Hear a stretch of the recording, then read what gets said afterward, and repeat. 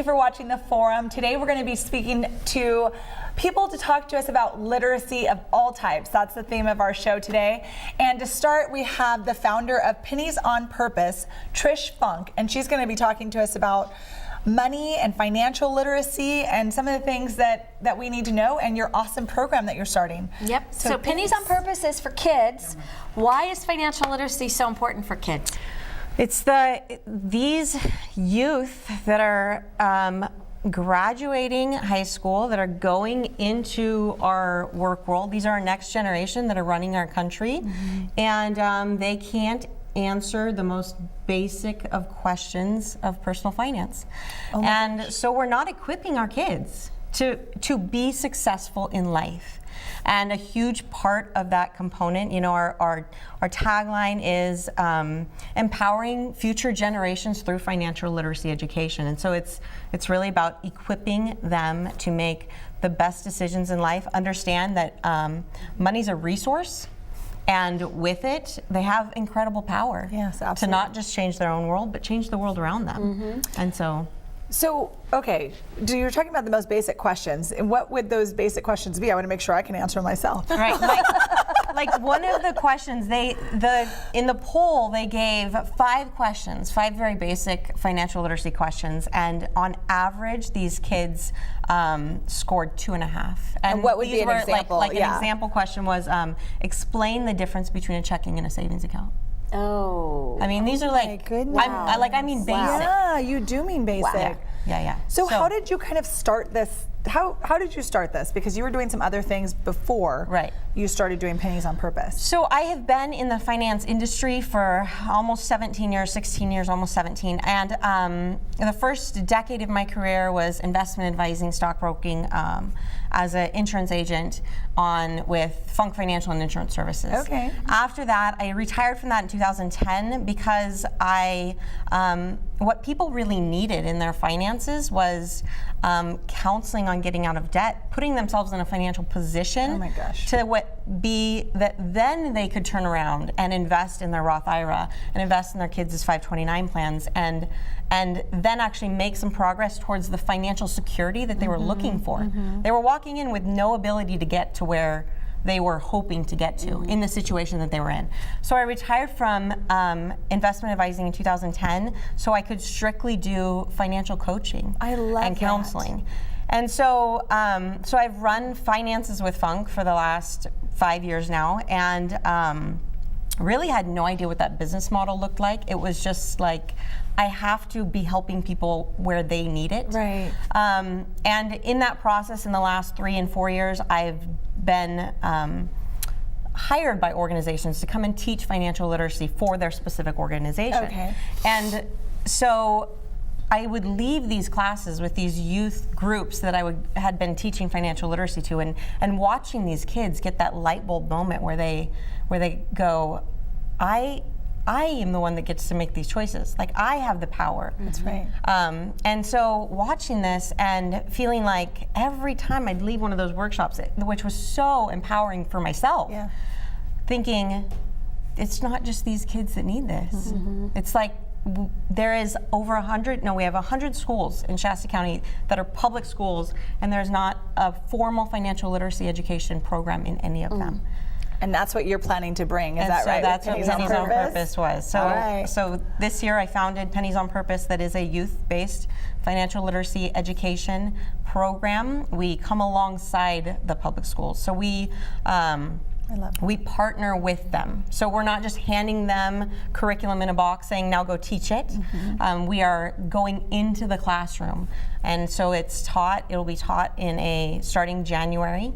Of 2017. So it will be once a month for the entire year. So once a month, 10 months, one 50-minute class that we go in and we go through workbooks and actually what grades are you targeting? Because obviously there's some key grades that you want to address, right? Ages. So according to the National Standards of Financial Literacy, the benchmark years are 4th grade, 8th grade, and 12th grade. We're starting our programs in 4th grade, 8th grade, and then 11th grade. And our paramount reason for doing that is that in 11th grade, your students aren't 18 yet. when you get to your senior year, there's a number of students that are already 18 in that and are already faced with these decisions that, hey, if I wanted to go buy a car, I had the resources or a cosigner or something like that. Hey, credit card companies, I can legally acquire. And so we want to reach these kids before that age. That's such a good point, because I think we all can remember the credit cards that we got when we were 18, Thank and God how I exciting didn't have that was. They weren't doing that when I was 18. I'm so thankful. When we They knew were everything that about or everything, just right? Yes, I Just know. asking us. We Yeah, knew and everything they were- about Gosh, everything. the family joke with me is spa lady, because when I was like 20, I got to sign up for spa lady in Washington D.C. What is And Spa it was Lady? 17. It was one of the original gyms. I mean, believe it or not, I've been working out a long time. Stop! What are you saying? And spa lady was $17 a month, and I signed up. It's like a Lady Yes. Nautilus. Yeah, it was like a gym for original women. Lady Nautilus. Yeah. Oh, We okay. did I didn't Jane know Fonda, that. jazzercise, and all that kind of stuff. But my mother, I went back to college for my senior year. My mother's like, what is this spa lady thing I keep getting in the mail? And it was the bills, and then it was the phone calls. What is this spa lady thing? Oh my goodness. No, but the So credit card. I know firsthand how critical financial literacy is, Yeah. because these kids, they get off track, and I mean, just our world is so compelling, right? Yeah. Right. But So what do you do? You've got 4th grade, 11th grade, and then I think you mentioned the 12th grade. You're going to have a 4th, 8th, and 11th. 4th, 8th, and 11th. Thank Right. you, Ashley. Right. And So- then what's going to happen after 11th grade? This like bigger vision. Yes, so the 4th, 8th, and 11th will start January of 2017. The year following, for any 11th grade that have gone through the entire year's program, they can apply for a 12th grade program. And the 12th grade program is a deeper dive into all the financial literacy concepts that they have done. But then in addition to that, they will have accountability. They'll be more responsible for their own goal setting financially, monitoring a budget academically and career-wise, and they'll actually have to check in with a one-on-one mentor and be accountable for the goals that they set themselves. Portion of that vision that we have that we're bringing will be scholarships available for those that have been very consistent and actually checked in with their mentors every month and have made progress on their goals. And those scholarships will be available that they can use for college, that they can use for a trade school, or one of the things, being a serial entrepreneur that I am, That's right. I'm in love with, is that if they've been working with their mentor for the entire year on an entrepreneurial idea, that they can actually utilize that scholarship for seed startup money for their business. I just love that. I think that is such an incredible concept that, sometimes when people come up with these concepts, you're like, I can't believe no one thought of this before, you know? Right, I mean, right, but it's so good, and I think you've thought about it in a way that it will carry through their life. I mean, Yes. even having one class, you have an example of someone having one class, and I want you to tell them about Rocco, because that is really a very interesting story, and then it just kind of illustrates what you're doing with kids and how it can impact them. Yeah, so one of the, through Tehama County, I've taught a lot of financial literacy, entrepreneurial type workshops and stuff through North Valley Catholic Social Services for the kids that are aging out of the foster care system. So these older teens. And one in particular class, it was a 2-part entrepreneurial class where we were developing businesses. They were all developing businesses, and Rocco wasn't his real name, but That's okay. he is. So there is a character in part of the 4th grade curriculum that is named Rocco, because it's totally patterned after this kid, because he was such an inspiration. And he's the first class. He's like in the back of the room, like it looks like it's absolutely painful for him to be there, like. And like the only reason he came because he got paid $10 for being there. So like he's there, he's like halfway through the class, he's kind of like leaning forward, his arms aren't crossed anymore. By the end of the first class, he was like, what about this? What about this? What about this? Like absolutely. By the second class, like I was begging him, like, let me come down and sit with you like once a month and help you develop this. Oh my gosh. That was a sports related nonprofit for kids that their families can't afford for them to do extracurricular I know. sports We and stuff. talked about yeah, this. Ashley. I know. Yeah, We exactly. talked That's what I about was it. asking her about. And so, he like he had literally within those 2 months of classes, like he had developed something that he could have literally started the next week. That's right. Amazing. Because he learned the power of what he can do with funding, with money, with your resources that you can have. Speaking of funding, how is this getting funded? So we are asking local businesses and banks to come alongside us and underwrite the programs into the schools. Obviously, over the next year, we'll be doing applying for grants and stuff like that. And then the schools can utilize businesses that are maybe they have families in their school that has businesses that want to underwrite the program for their business or for their school. Also, PTA groups. We have one school that wants to do a penny drive because it's Pennies on Purpose. Love it. I love it. You know, there's lots of resources. We have no overhead. Yeah. We have no salaried employees. So the cost to bring it into the classroom is literally just the cost of bringing it into the classroom.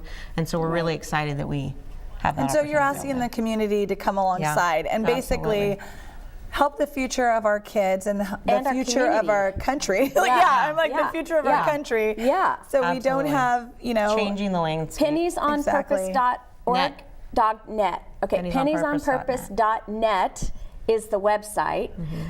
Finances with Funk. Trish Funk is also another website you can access it through. If you'd like financial counseling, right? Is that for your financial counseling? Yes, coaching. And you have such a good track record, really, that not just in the North State, but all over. I'm really excited about this Pennies on Purpose. I think it's scratching an itch that's been there a really long time. And it's a structured program that will work. Yeah, absolutely. Yeah. So any last thoughts as we have to wrap up this first half of the show? You got any further comments? How can people get involved? Yeah. So starting next year, we absolutely need some resources that are interested in participating in, first of all, sharing the word. So so we need. With that, you're going to have to visit Pennies on Purpose. I'm sorry, we're out of time. We'll be right back with the second half of our show. Thank you, Trish, so much. You're welcome.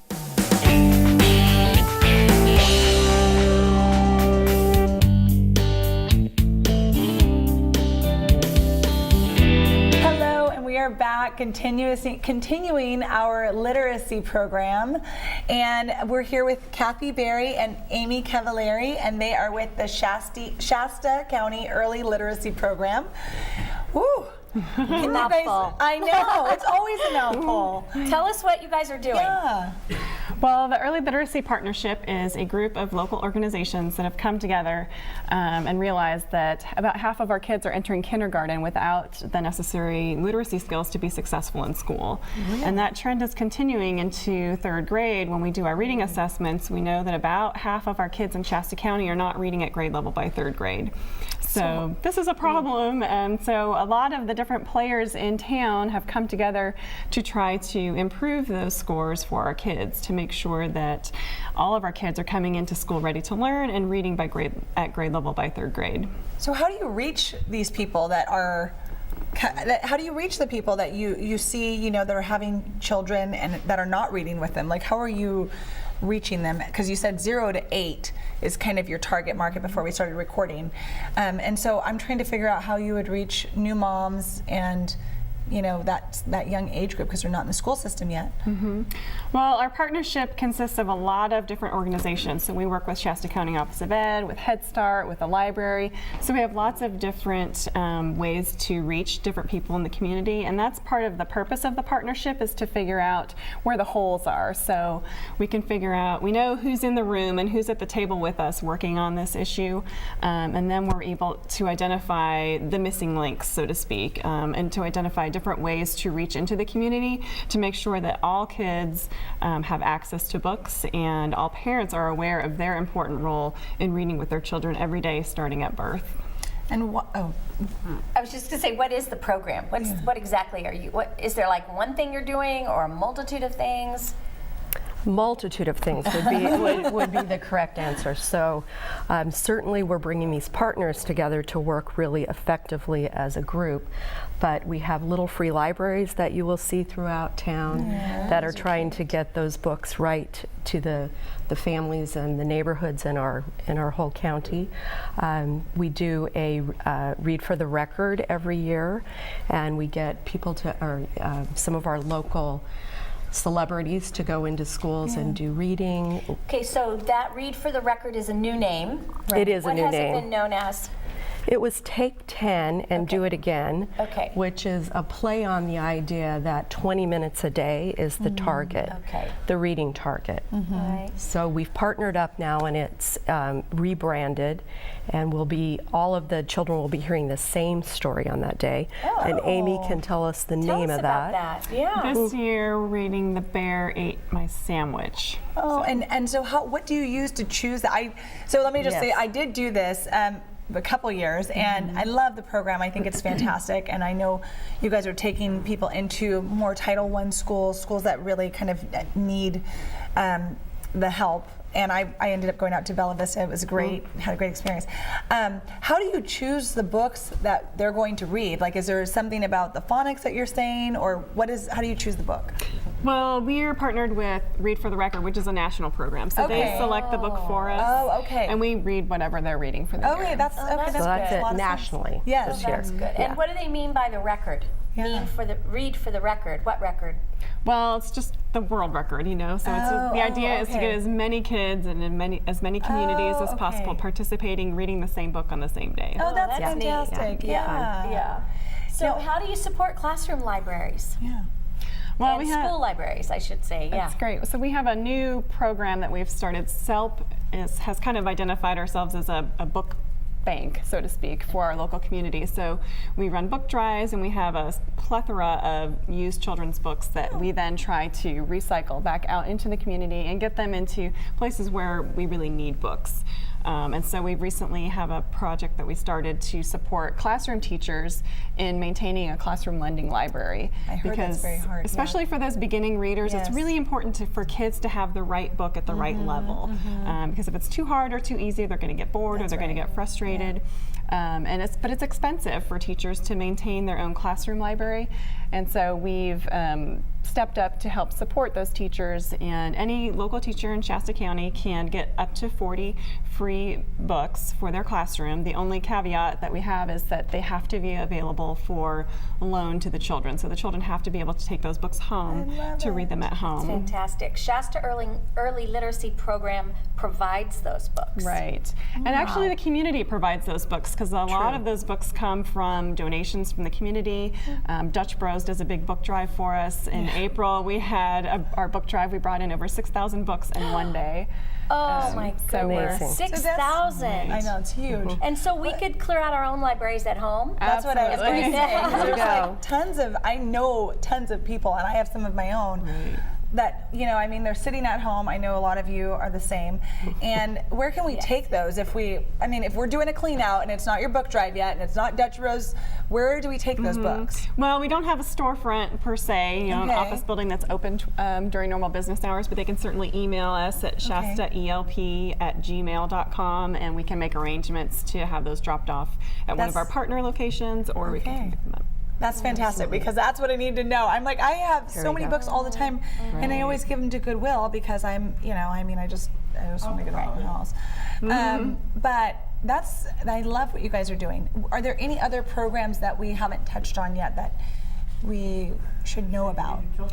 Well, the partnership, just by nature of design, we're not really in the business of doing a whole lot of direct program services for families. Our role as the partnership is really to support other organizations in town that are promoting early literacy, because we know that no one organization can fix this problem on its own. And so we're bringing together all the different players, again, to figure out what we're doing in the community that's working, what we're not doing that we should be doing. So you'd be partnering with, for example, the library, Right. Absolutely. Raising a Reader. Is that one of your programs?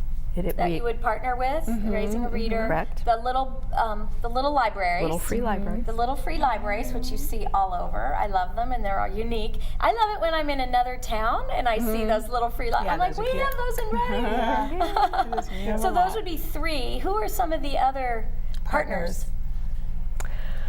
Let's see, there's Shasta Head Start. Okay. We've got Shasta County Office of Education, and it's through Early Childhood Services, and also for older students. There's the Community Health. Shasta Community Health is a partner. And the Health Center has a great program that they run for children 0 to 5. Anytime they come in for a well child visit, they get a free book. And the physician actually speaks with the parents during the well child visit about the importance of reading and the effect on their overall health throughout life, because we know that there's a close correlation with literacy levels and overall health. So there's a very intimate connection there. So is this in other communities? Like, is this set up where you can go to Butte County or Tehama County or something and see an early literacy partnership program? Is this a common thing, or is this something that just is in Shasta County that you guys kind of just got started? How did you guys start this? It's really unique, I think, to Shasta County. Really? I mean, obviously there are other counties that are doing this type of work, and it looks different in different places.